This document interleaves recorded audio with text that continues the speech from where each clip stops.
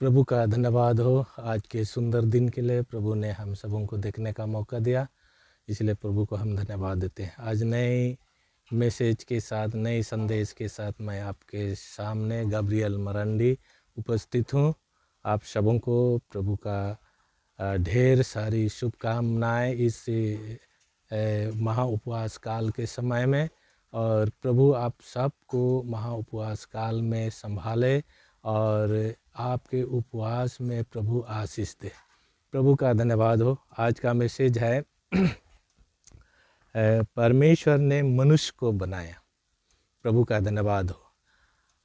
आज मनुष्य इस धरती पर कैसी आए और कैसे परमेश्वर ने मनुष्य को बनाया, इसके विषय पर हम लोग देखेंगे। यहाँ उत्पत्ति में लिखा है पहला अध्याय 26 पद, वहाँ पर लिखा है फिर परमेश्वर ने कहा हम मनुष्य को अपने स्वरूप के अनुसार अपनी समानता में बनाएं, और वे समुद्र की मछलियों और आकाश के पंछियों और घरेलू पशुओं और सारी पृथ्वी पर और सब रेंगने वाले जंतुओं पर जो पृथ्वी पर रेंगते हैं अधिकार रखें। प्रभु का धन्यवाद हो। परमेश्वर ने इस संसार पर जब पूरा सृष्टि किया, उसके बाद छठा दिन में जब परमेश्वर ने मनुष्यों को बनाया, बनाने के बाद परमेश्वर ने कहा जो मैं मनुष्य को बनाऊंगा वो मनुष्य मेरी सृष्टि पर अधिकार रखे। और वो मनुष्य कैसे होगा, उसकी बनावट को यहाँ पर लिखा है मनुष्य को अपने स्वरूप के अनुसार, परमेश्वर का जैसे स्वरूप है, कैसे रूप है, कैसे आकार है, उसके अनुसार बनाया। और आगे लिखा है अपनी समानता में बनाए। परमेश्वर की समानता यानी परमेश्वर का हूबहू रूप पर परमेश्वर ने मनुष्यों को दिया। अपने स्वरूप को, अपनी समानता को मनुष्य को हूबहू दिया, ताकि परमेश्वर का एक प्रतिरूप इस संसार पर रहे और वो परमेश्वर की सृष्टि पर अधिकार रखे। तो इसके विषय पर हम लोग देखेंगे। यहाँ पर समुद्र की मछलियों पर अधिकार रखे। हम देखते हैं जल में जितने मछलियां हैं, जितने जीव जंतु हैं जल में रहने वाले, उन सब पर अधिकार रखने के लिए मनुष्य को बनाया। और यहाँ आगे लिखा है और आकाश के पंछियों, और आकाश की पंछी का जो सृष्टि किया परमेश्वर ने, उस पर भी अधिकार रखने के लिए परमेश्वर ने मनुष्यों को बनाया। और आगे लिखा है घरेलू पशुओं, हम लोग घरेलू पशुओं को देखते हैं, अपने घर में पलते हैं, गाय, बैल, भेड़, बकरी, मुर्गा, मुर्गी, और इस तरह से बिल्ली, कुत्ता, गधा, घोड़ा सबको पालते हैं। उन सब पर अधिकार के लिए भी यहाँ पर मनुष्यों को बनाया।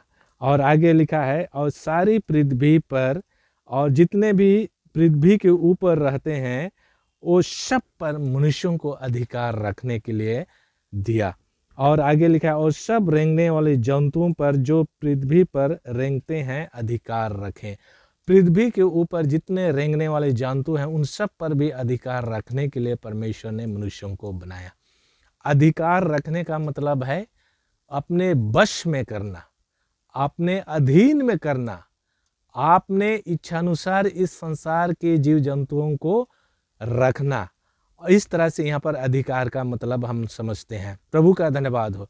इसीलिए प्रभु ने मनुष्यों को इस संसार पर बनाया, ताकि ये संसार जो परमेश्वर ने सृष्टि किया है और उसमें रहने वाले जितने जीव जंतु हैं, पक्षी है, जानवर है, सबको सृष्टि करके मनुष्यों को दे दिया, आदम को दे दिया। और आदम को आज्ञा दिया कि तुम इसका जो जो नाम रखोगे वह नाम संसार पर जब तक ये संसार रहेगा तब तक वह नाम रहेगा।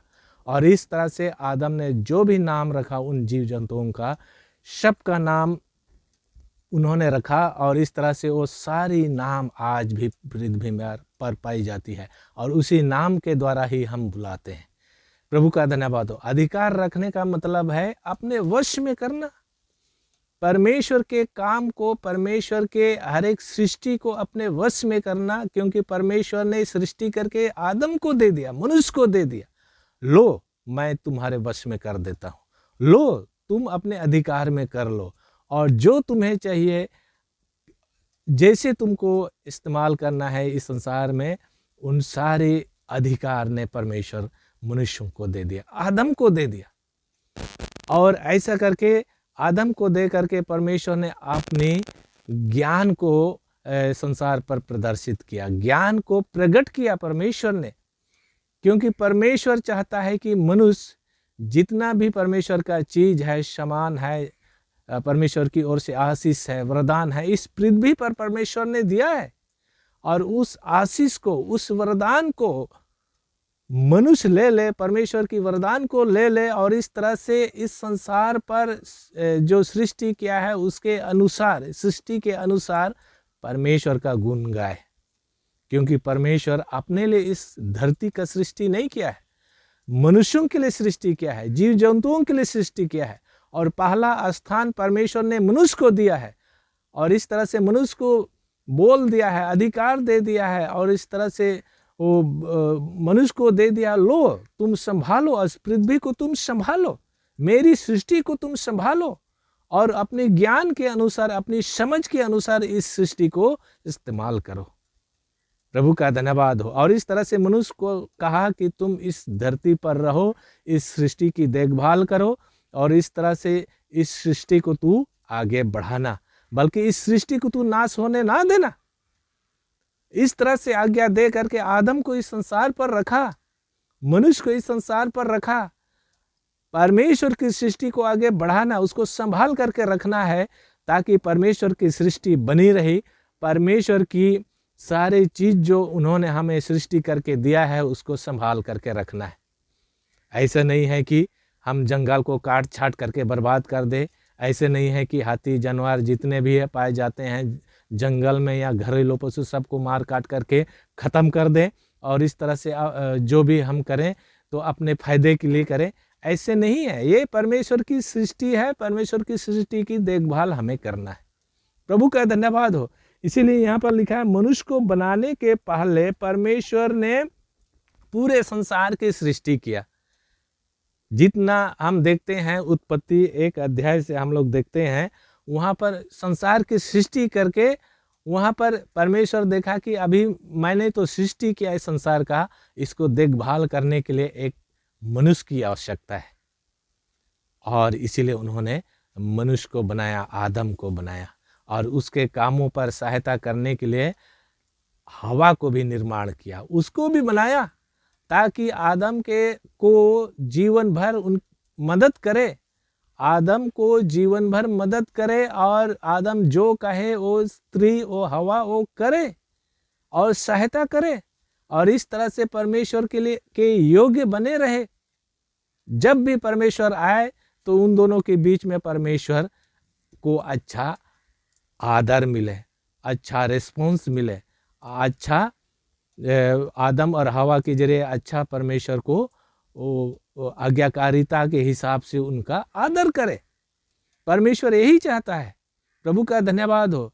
वर्तमान समय में भी हम देखते हैं सृष्टि किया हुआ जो परमेश्वर का है, उस पर अपने अधिकार को हम रखते हैं, और उस सृष्टि के द्वारा हम परमेश्वर की महिमा करते हैं, उस सृष्टि के द्वारा परमेश्वर की प्रशंसा करते हैं कि धन्य हो प्रभु, जो तू मनुष्यों के लिए संसार का सृष्टि किया है, और मनुष्य की सारी आवश्यकताओं की तूने इस धरती पर रखा है। मनुष्य को जो चाहिए वो चीज तूने इस धरती पर रखा है, और इस धरती पर तेरे ही द्वारा हमें आशीष मिलती है, तेरे ही दिया हुआ चीज है जो हम अपने जीवन में लागू करते हैं, अपने जीवन में हम प्राप्त करते हैं। परमेश्वर का धन्यवाद हो। और इस तरह से हमारा जीवन प्रभु के लिए भी होना चाहिए, क्योंकि प्रभु ही ने हमें दिया है सब कुछ, प्रभु ही ने हमको सब कुछ इस संसार पर ला करके दिया है और हमारे सामने रखा है। प्रभु जैसा ज्ञानवान, प्रभु जैसा दया कर, प्रभु जैसे करुणा करने वाला इस संसार पर वैसे कोई नहीं है, प्रभु को छोड़ करके। प्रभु का धन्यवाद हो। इसलिए प्रभु के अधीन रह करके प्रभु का सृष्टि का हम देखभाल करें, और इस तरह से परमेश्वर की योग्य बने रहे। प्रभु का धन्यवाद हो। इस वचन से प्रभु आप सबों को आशीष दे।